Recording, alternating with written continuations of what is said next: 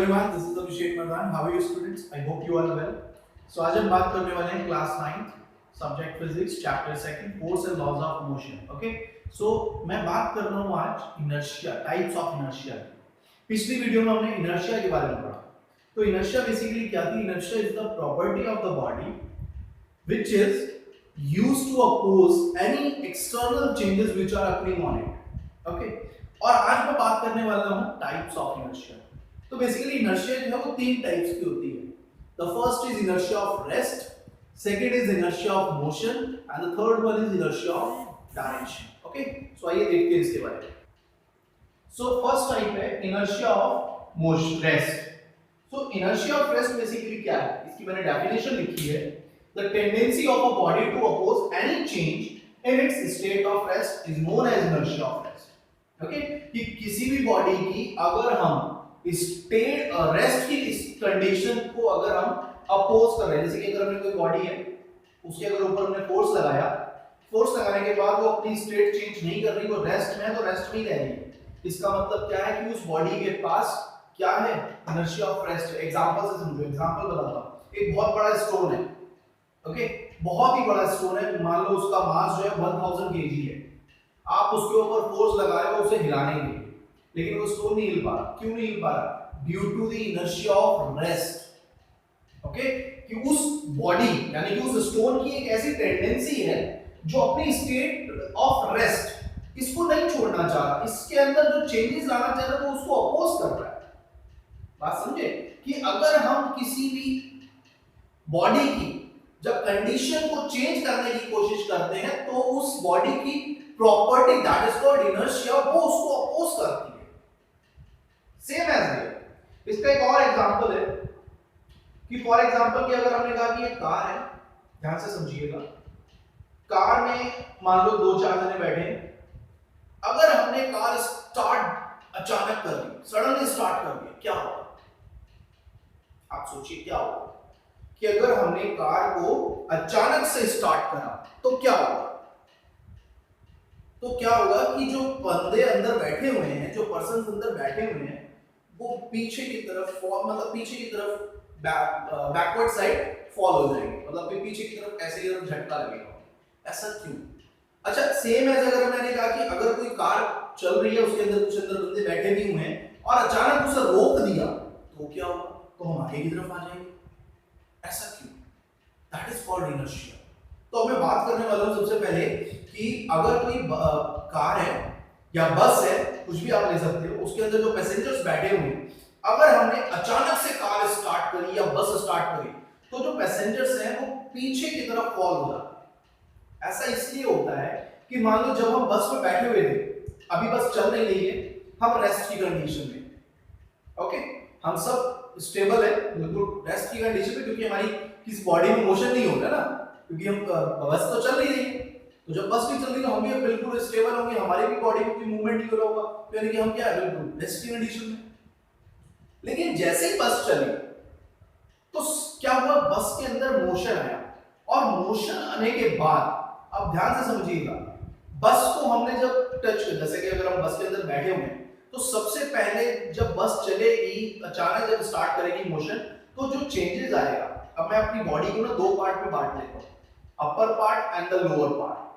Lower part में हमारी legs वगैरह आ जाएंगी और ये अपर पार्ट आ जाएगा. ओके, सो अब मैंने क्या करा कि जैसे ही हमने कार स्टार्ट करी या बस अचानक से स्टार्ट करी, सडनली बात कर रहा हूं, अगर सडन स्टार्ट होगा तो जो लोअर पार्ट है बॉडी का वो मोशन में आ जाएगा. क्यों? क्योंकि बस मोशन में आई है अचानक. लेकिन अपर पार्ट जो है बॉडी का वो रेस्ट में रह जाएगा. क्यों? Due to the inertia of rest. इस वजह से हम क्या होंगे? पीछे की तरफ बैकवर्ड हो जाएंगे. इस वजह से. तो अगर कभी भी क्वेश्चन आए कि अगर कोई बस है वो सडनली स्टार्ट हुई है और सडनली स्टार्ट होने पर जो पैसेंजर्स हैं वो फॉल बैकवर्ड हो रहे, तो उसका रीजन ये है कि the lower body of the lower part of the body is in motion but the upper part of the body is in rest. So that's why due to the inertia of rest they move backward, they fall backward. So next मैं बात करता हूँ inertia of motion की. अब ये same है, बस थोड़ा सा फर्क है. वहां पे हमने उसकी रेस्ट की कंडीशन को चेंज नहीं कर पा रहे थे, और यहाँ हम उसकी यूनिफॉर्म मोशन को चेंज नहीं कर पाएंगे। यानी कि अगर कोई बॉडी यूनिफॉर्म मोशन से चल रही है और मैंने अगर उसके ऊपर फोर्स लगाया और वो अपनी कंडीशन चेंज नहीं कर रही है, यानी कि उसने अपनी स्पीड बिल्कुल चेंज नहीं करी, तो वो किस कंडीशन में रहेगी? यूनिफॉर्म मोशन में रहेगी। क्यों? Due to the inertia of motion. तो इसकी आपने डेफिनेशन देखो क्या है, the tendency of the body to oppose any change in its state of uniform motion. कि अगर आप कभी भी किसी भी बॉडी की एक ऐसी टेंडेंसी जो कि उसके यूनिफॉर्म मोशन की स्टेट को चेंज करना चाहे, लेकिन वो बॉडी वो प्रॉपर्टी वो टेंडेंसी उसको अपोज करे, that is called inertia of motion. इसका एग्जांपल है कि अगर कोई बॉडी अचानक, जैसे कोई बस है, बस वाला ये एग्जांपल आपको बात समझाता हूं कि कोई बस है, उसके अंदर पैसेंजर्स बैठे हैं, बस रेस्ट में है, सॉरी बस मोशन में है। अब अगर हमने बस को अचानक से स्टॉप करा तो क्या होगा? वी फॉल फॉरवर्ड, हम आगे की तरफ आएंगे। रीजन क्या है रीजन इसका?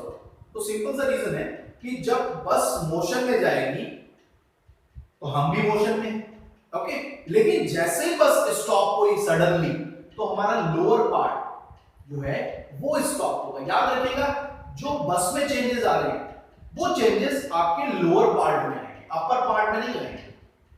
ओके, अपर पार्ट जिस कंडीशन में था वो उसी कंडीशन में रहेगा। ओके, तो जैसे हमने कहा कि बस चल रही है, हम मोशन में थे, पूरी बॉडी मोशन में थी, अपर लोअर पार्ट सारा बॉडी मोशन में था, लेकिन जैसे ही बस स्टॉप करी अचानक, तो स्टॉप करने से क्या हुआ? जो लोअर पार्ट था बॉडी का वो स्टॉप हो गया, लेकिन जो अपर पार्ट था वो किस में आया? वो तो मोशन में था पहले से, तो इसलिए हम आगे की तरफ आ गए। लोअर पार्ट वहीं रुक गया, सिर्फ अपर पार्ट जो था वो आगे की तरफ ऐसे आ गया।